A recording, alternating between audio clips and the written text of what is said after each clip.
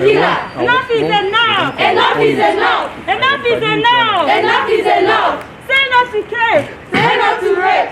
Say no to rape. Say no to rape. We demand justice. We demand justice. We demand justice. We demand justice. We demand justice. We demand justice. Say no to rape. Say no to rape. A rapist is a killer. A rapist is a killer. A killer. A rapist is a killer. A rapist is a killer. A rapist is a killer. A rapist is a killer. A rapist is a killer. Enough is enough. Enough is enough. Why we're here today because of the incessant rape going on in the country, the violence against women. It's too much. We can't bear it anymore. That is why we're here. You can see what I'm holding right here. This is red card to all rapists in Nigeria. It's not my heaven for them. They don't have to stay here anymore. We're telling them to leave Nigeria now because what they're going to see, the round we're going to give them, they cannot stand it. We have already declared them killer, and we are asking the president of Nigeria to declare a state of emergency to rape. That is the reason we're here today, to tell them that enough is enough. They're killers, and we all know where killers are supposed to be. They are not supposed to be with human beings. So that is the main reason why we are here. So in your own opinion, what kind of punishment do you think should be given to such people? Number one, I want to let you know, when you rape a girl, you have just killed that girl. Indirectly, you have killed that girl. So when you kill someone, what is the punishment that you're supposed to get? You and I know. They know. If you kill someone in Nigeria, the law said that you will be killed.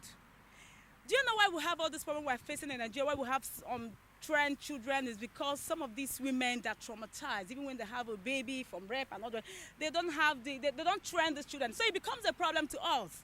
So we want to let the rapists know that it's no more business as usual. It's not the case of the girl, it's the case of Nigerian female youths. So you don't try it. We're telling them leave Nigeria now. That is it. You know, there's this case that they say because most ladies dress indecently, that is why, you know, the issue keeps on coming up. My sister, I want to tell you today that indecent dressing is not the reason for rape. We are not here to encourage indecent dressing, but we are telling you there is no justification for rape. No justification at all. Even if I'm naked, you don't have any right to rape me. My no is my no. You have to get my consent to do anything you want to do. Indecent dressing, let me tell you about a rapist. I've done the research. A rapist, even if you're clothed, he will rape you. All the rapist need is opportunity.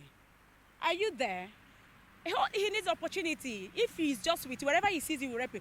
Why have you heard that they rape somebody on the road? A lot of girls walk indecently, dress. So it's not about indecent dressing. It's not about it at all. It's not an excuse. Anybody, the girl that raped in the church, was she naked? The girl in the house, they're killing our girls, and you think we're going to keep quiet? Indecent dressing is not the problem. It's not an excuse. We're not going to take that anymore. If you rape a girl, if you touch our girl without even our consent, you are gone. We are mad. You can see our face. We are not looking good. We just cut our face. We're not going to take it. We just want to go and register our grievances, talk to our mommy, to talk to every agencies that maybe will not reach at this moment. That's the respect we want to give them for today. Her Excellency Pauline Taylor, we want to meet her to reach them. Also to talk to the president himself to declare. Said, indecent dressing does not mean that I'm telling a man to come and rape me.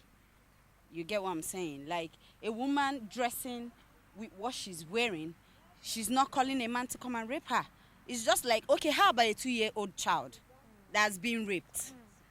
How about a 15-year-old child that just happened recently, you know, and a man invited an adult and then cornered a 15-year-old child at the back corner of the hotel, wanted to rape her. What do we call that? This is demonic. If, like Mimi said, if we and the government does not put a stop to it, this thing can go beyond what we think it is. Because all of us have children. We are mothers. We are fathers. I cannot afford to see any man that raped my own daughter, a child I carried for 9 months, a child that kept me awake in the midnight, a child I watched grew.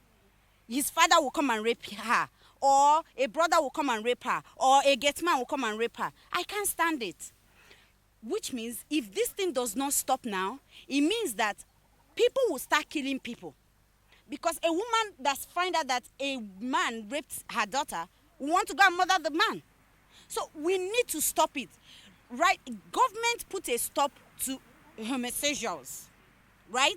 Government can put a stop to this as well. They can put a stop to it. They can help and fight this. Are you getting what I'm saying? They can help and fight it. That is all. That is why all of us right here, our voice want to join with the government and let it count, because all of us are going to benefit it. All of us are going to benefit. My name is Isaac Michael, and about the issue of rape in Nigeria, basically now I'm calling on the federal legislature and the presidency to ensure that they pass the legislation to make sure that rapists get penalty that they deserve, because it is not it's not supposed to be part of our culture, and it's not supposed to be part of our society. So in totality, we condemn it. And for those seeking for justice, like Vera and co, we are asking the Nigerian police and the federal government to ensure that the perpetrators are brought to book. No matter what it's going to take, they should ensure that they are brought to book. Thank you. We are pushed to the wall. Women and children have been so abused. Princess Mimi, I want to commend great initiative, you and your members, for coming out to make your point known to government and the general public.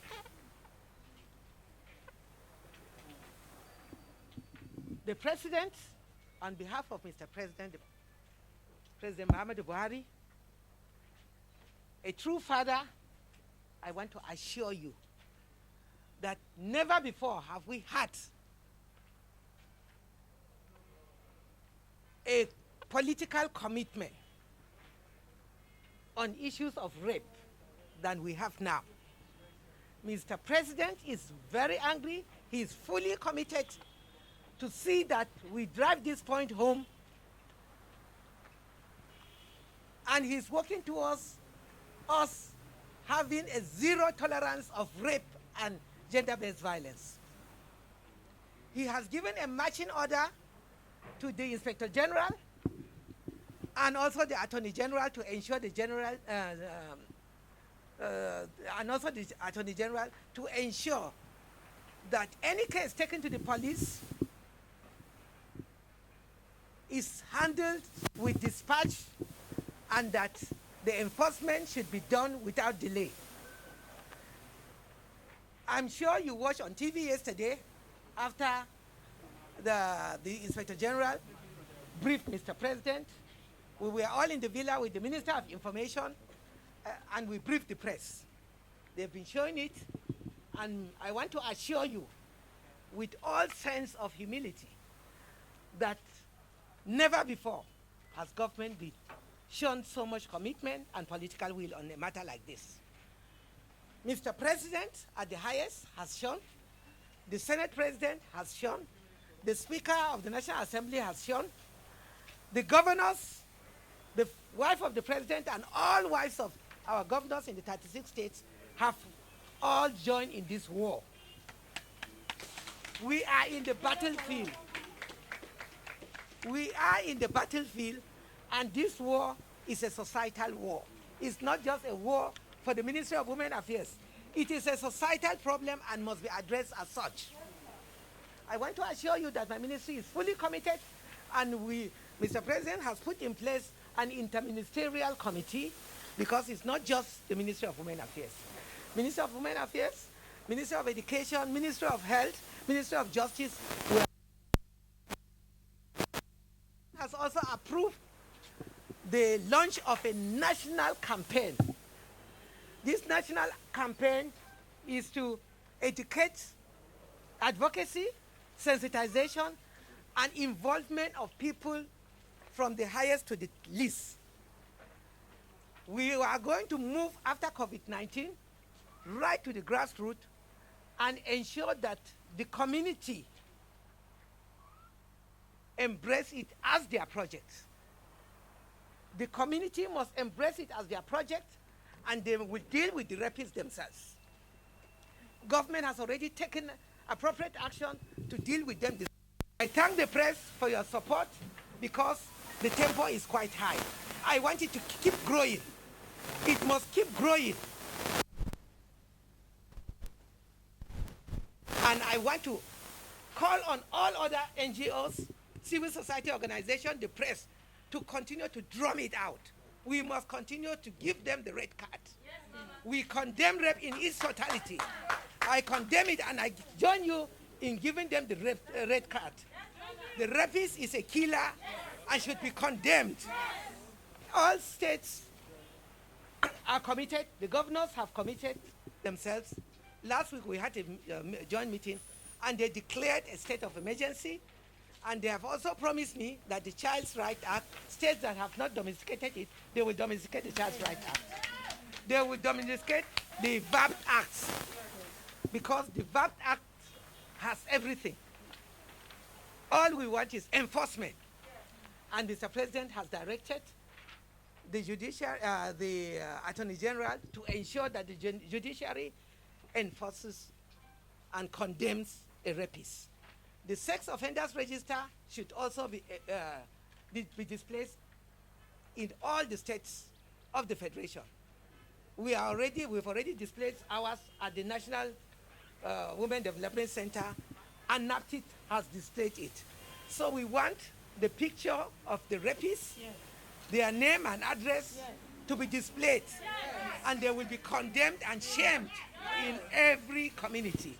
I thank you for this, the press, for their solidarity in this deadly act. Rape is horrible. We condemn it in its totality, and God bless all well-meaning Nigerians that join us in this war. I thank you.